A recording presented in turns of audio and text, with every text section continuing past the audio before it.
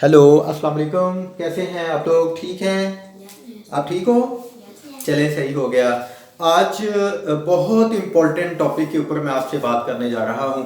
बहुत से लोग मुझसे पूछते हैं कि टीचिंग क्या होती है, टीचिंग मेथडोलॉजी क्या होती है, टीचिंग के लिए कौन कौन से मसाइल पेश आते हैं। तो इस सिलसिले में मैं आपको अभी चंद मिनट के अंदर बताऊंगा कि एक बेस्ट टीचर क्या होता है, एक अच्छे टीचर को किस तरह से पढ़ाना चाहिए और उसके बच्चे जो हैं वो ज़िंदगी में हर मैदान में कैसे कामयाबी हासिल करेंगे। Let's wait. टीचर के लिए सबसे पहली और बुनियादी चीज़ ये होती है कि शुरू कहाँ से करना है, शुरू कहाँ से करना है। अमूमन टीचर्स बुक उठाते हैं, बुक उठा के तो शुरू कर देते हैं बच्चे को पढ़ाना और बताना, लेकिन वो ये बात बिल्कुल जहन से निकाल देते हैं कि स्टार्ट कहाँ से करना चाहिए था। स्टार्ट करने के हवाले से इब्तदाई चीज़ ये होती है how to start. How to start यानी पहले देखना ये है कि टीचर को स्टार्ट कहाँ से करना चाहिए। पहला और बुनियादी काम होता है टेस्ट द प्रीवियस नॉलेज, यानी अपने बच्चों का पहला जो इल्म है उसको देखे कि वो इस टॉपिक के बारे में क्या जानते हैं। दूसरे नंबर पे आता है एवेलुएट द नॉलेज, वो देखे कि इस नॉलेज की क्वांटिटी कितनी बनती है। टीचर के लिए ज़रूरी है कि वो प्री एग्जिस्टेड इन्फॉर्मेशन को इस्तेमाल में लाए। स्टूडेंट ने जो एवेलुएशन और प्रीवियस नॉलेज के सिस्टम में इंफॉर्मेशन प्रोवाइड की, टीचर को चाहिए कि वो उन्हीं को इस्तेमाल में ला के अपनी बात को आगे बढ़ाए। टीचर के लिए नेक्स्ट जिम्मेदारी ये आयद होती है कि वो एग्जाम्पलीफाई करे। जो पहले इन्फॉर्मेशन उसने टेस्ट की प्रीवियस नॉलेज के सेक्शन में स्टूडेंट से, फिर उसने एवेलुएट किया उनके नॉलेज को, उसके बाद प्री एग्जिस्टेड इन्फॉर्मेशन को इस्तेमाल में ला रहा है, और उसके बाद टीचर के लिए ज़रूरी है कि जो प्री एग्जिस्टेड इन्फॉर्मेशन होती हैं उनको एग्जाम्पलीफाई करे। और एग्जाम्पलीफिकेशन के बाद होता है कि वो अपने लेसन को स्टार्ट करे। हाउ टू स्टार्ट के बाद आता है स्टार्ट। इसके बाद टीचर ने ये देखना है कि अब उसको कहाँ से आगाज़ करना है। इसके लिए मेरी कुछ ज़ाती रिसर्च है और वहाँ से मैं एक नतीजा निकाल चुका हूँ कि स्टूडेंट को स्टार्ट के सेक्शन में क्या करना चाहिए। टीचर को टॉपिक डिफाइन करना चाहिए। स्टार्ट के बाद पहली रिस्पॉन्सिबिलिटी टीचर के ऊपर ये आती है कि वो उस टॉपिक को डिफाइन करे। स्टार्ट से पहले एक इम्पॉर्टेंट चीज़ ये होती है कि आप देखें कि एक स्टूडेंट या तो टीचर को कुछ ना कुछ प्री एग्जिस्टेड इंफॉर्मेशन प्रोवाइड कर सकेगा, या ये है कि वो बिल्कुल लेमैन होगा, वो बता ही कुछ नहीं सकेगा। अगर स्टूडेंट पहले से किसी टॉपिक के बारे में कुछ जानता है तो टीचर बहुत आसानी के साथ इन मराहल को तय कर सकेगा। पहले तो वो प्रीवियस नॉलेज को देखेगा, उसके बाद फिर एवेल्यूएशन का मरहला आ जाएगा, उसके बाद जो है वो प्री एग्जिस्टेड इंफॉर्मेशन का इस्तेमाल होगा, फिर उसके बाद एग्जाम्पलीफिकेशन होगी, और उसके बाद जो है वो लेसन स्टार्ट करेगा। लेकिन क्वेश्चन ये है कि ये इंफॉर्मेशन जब उसके पास होंगी ही नहीं तो फिर उसको बराह रास्त डायरेक्टली आना है स्टार्ट के ऊपर, फिर उसको इस चक्कर के बीच में नहीं पड़ना है, उसको बराह रास्त स्टार्ट से अपने टॉपिक को लेना है। अब क्वेश्चन ये होता है कि स्टार्ट कैसे लेना है, तो वहाँ पे मैंने बताया कि सबसे पहले उसको चाहिए कि वो अपने टॉपिक को सही तरह से डिफाइन करे, अपने टॉपिक को सही तरह से बताए कि आज टीचर साहब क्या पढ़ाने जा रहे हैं। अब मरहला आता है डेफिनेशन का। डेफिनेशन में टॉपिक की डेफिनेशन बतानी होती है। मसलन टीचर आज मोशन के बारे में बताना चाहते हैं, टीचर आज इन्वायरमेंट के बारे में बताना चाहते हैं, टीचर आज न्यू वर्ल्ड के बारे में कुछ ना कुछ बताना चाहते हैं, टीचर आज स्कूल के बारे में कुछ बताना चाहते हैं। लेकिन सबसे पहले उनको डेफिनेशन देना होती है। हर वो चीज़ जो वजूद रखती है, चाहे वो सामने हमें नज़र आ रही है या हमें नज़र नहीं आ रही है, जहाँ से मर्जी हो सके टीचर को चाहिए कि वो उसकी डेफिनेशन अपने माइंड से प्रिपेयर करे, किसी बुक से ले, कहीं से भी उठाए, अपने स्टूडेंट को सबसे पहले वो डिफाइन करे, उस टॉपिक के बारे में कंप्लीट इंफॉर्मेशन करे जिनको वो बताने जा रहे हैं। दो टॉपिक स्क्रीन के ऊपर मैंने लिखे, पहला लिखा मोशन और दूसरा लिखा एनवायरनमेंट।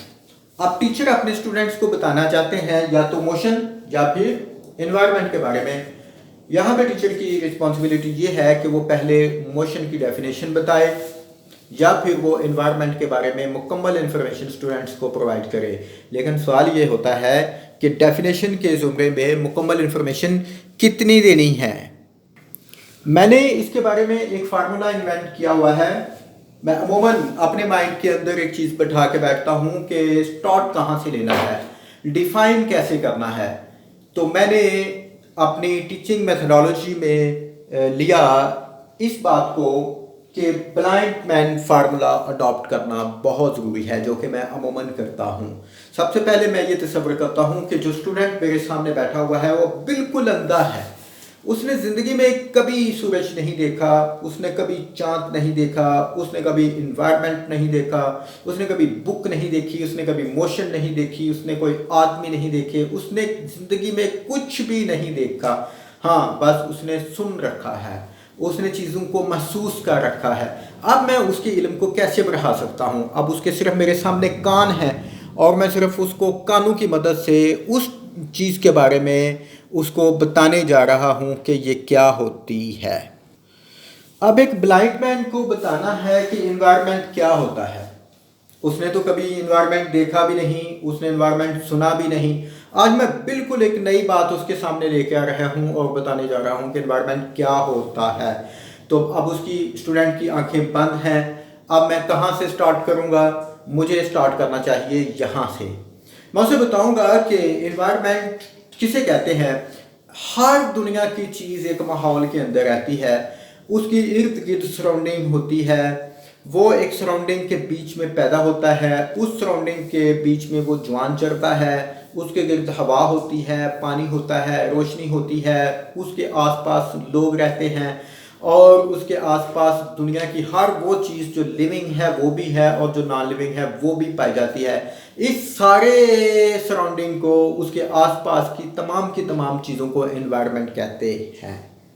मेरा ख्याल है कि मैंने उसकी अंधे इंसान की इंफॉर्मेशन बिल्कुल बढ़ा दी है। उसके माइंड में एक बिल्कुल ऐसी चीज़ आ चुकी है और वो अब समझ सकता है और बता सकता है कि एनवायरनमेंट किसको कहते हैं। अब इसके लिए ऐसा डिफ़ाइन करना बिल्कुल आसान हो चुका है और उसमें मुझे कौन कौन सी चीज़ें प्रोवाइड करनी है वो ये हैं। मुझे उस ब्लाइंड स्टूडेंट को बताना है सबसे पहले व्हाट, उसके बाद मुझे बताना है व्हेन, उसके बाद वेयर, वाई एंड हु। जी, तो टॉपिक था एनवायरनमेंट। अब बताना है कि एनवायरनमेंट क्या होता है, एनवायरनमेंट कब से है, एनवायरनमेंट कहाँ पाया जाता है।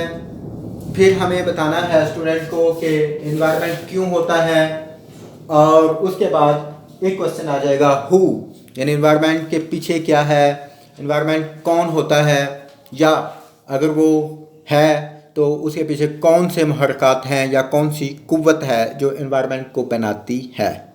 अब मैं इन क्वेश्चन की मदद से एनवायरनमेंट की डेफिनेशन बनाने जा रहा हूँ और वो डेफिनेशन ये होगी कि एनवायरनमेंट से मुराद हमारे आसपास का माहौल है जिसमें हम रहते हैं। एनवायरनमेंट उस वक़्त से है जब से ये कायनात है। उसके बाद एनवायरनमेंट क्यों होता है? एनवायरनमेंट इसलिए होता है कि इसमें हम एग्जिस्ट कर सकें, इसमें हम मौजूद रह सकें।